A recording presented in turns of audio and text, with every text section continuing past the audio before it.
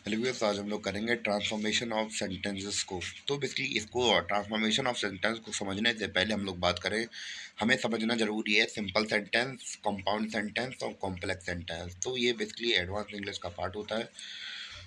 तो चलिए शुरू करते हैं अपने सेंटेंसेस को आगे से। तो हम लोग आज सबसे पहले बात करते हैं सिंपल सेंटेंसेस के बारे में, क्या होते हैं। सिंपल सेंटेंसेस के अंदर हम लोग बात करें कि एक इंडिपेंडेंट क्लॉज होती है, बस और कुछ नहीं होता है। और वही हमारा क्या होता है, सिंपल सेंटेंस होता है। या फिर हम लोग बात करें कि इसका स्ट्रक्चर कैसे बनता है, एक इसमें सब्जेक्ट होता है और एक फाइनाइट वर्ब होती है, और ये दोनों मिला के क्या बनाते हैं, कंप्लीट अर्थ बनाते हैं, यानी कि ये कंप्लीट मीनिंग निकलना चाहिए। तो हमारा क्या हो जाता है, सिंपल सेंटेंस। उसी को हम लोग कह देते हैं प्रिंसिपल क्लॉज, मेन क्लॉज या इंडिपेंडेंट क्लॉज। तो उम्मीद है कि आपको समझ में आया होगा। यहाँ पे जैसे कि एग्जाम्पल भी लिखा है, यहाँ पे he bought a laptop.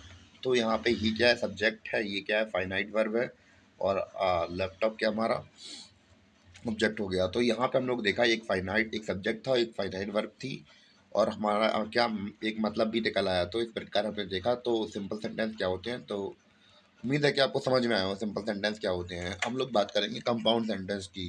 Compound sentence क्या होते हैं वो हम लोग देखते हैं। तो इसमें क्या होता है, दो या दो से ज़्यादा प्रिंसिपल क्लॉज होती है। नहीं, हम लोग बात करें दो इंडिपेंडेंट क्लॉज होती हैं, कुल मिला के ये समझ लीजिए आप लोग।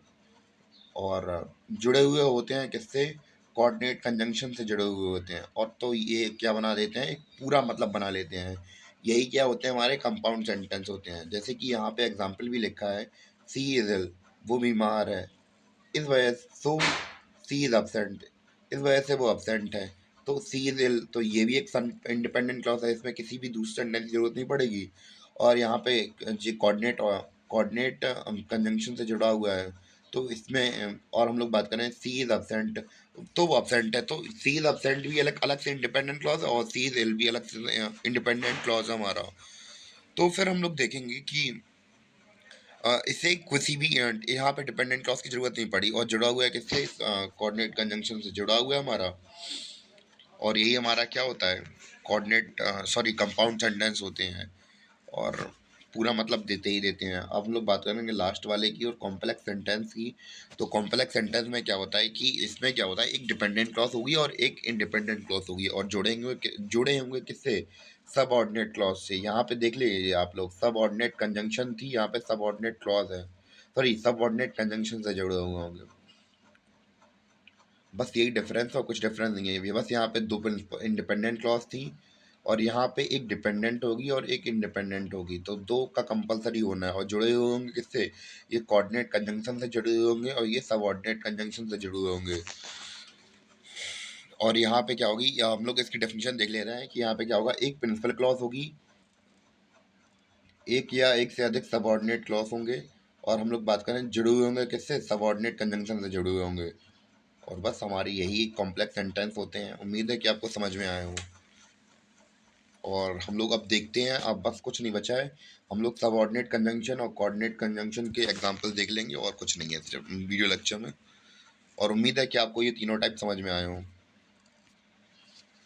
ये रहे हमारे, मैं को निकाल दूं थोड़ा सा, और इसके बाद थोड़े हथियार निकालूं अपने।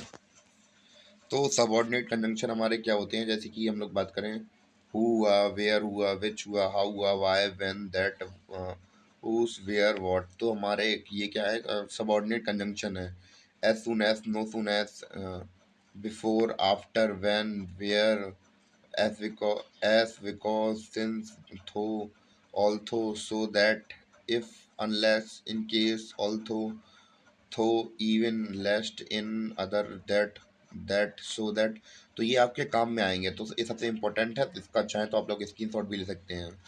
As if, as though, as और like, as, so as, then. और कोऑर्डिनेट कंजंक्शन हमारे ये फैन वॉइस से याद किया जाता है। तो ये साथ ही होते हैं इंपॉर्टेंट, ये हमारे यही होते हैं, बाकी सब नीचे लिखे हुए हैं, जैसे कि फॉर, एंड, नॉर, बट, और, yet, show, as well as, still, while, both, and, either, or, neither, nor, otherwise, neither, nevertheless, nor, not only, but also। ये सब हमारे क्या है, कोऑर्डिनेट कंजंक्शन है। और जो ट्रांसफॉर्मेशन है वो हम लोग अगले वीडियो से करेंगे। और अभी तक तो केवल सिंपल क्योंकि हमें ट्रांसफॉर्मेशन सीखनी थी, उसके लिए सिंपल सेंटेंस, कोऑर्डिनेट, कॉम्प्लेक्स तीनों सीखनी ज़रूरी थी और कोऑर्डिनेट कंजंक्शन और सबऑर्डिनेट कंजंक्शन ज़रूरी थी। इस वजह से मैंने ये वाला वीडियो यहीं तक था और बाकी जो ट्रांसफॉर्मेशन सीखनी है वो अगले वीडियो में मिल जाएगी आप लोगों को।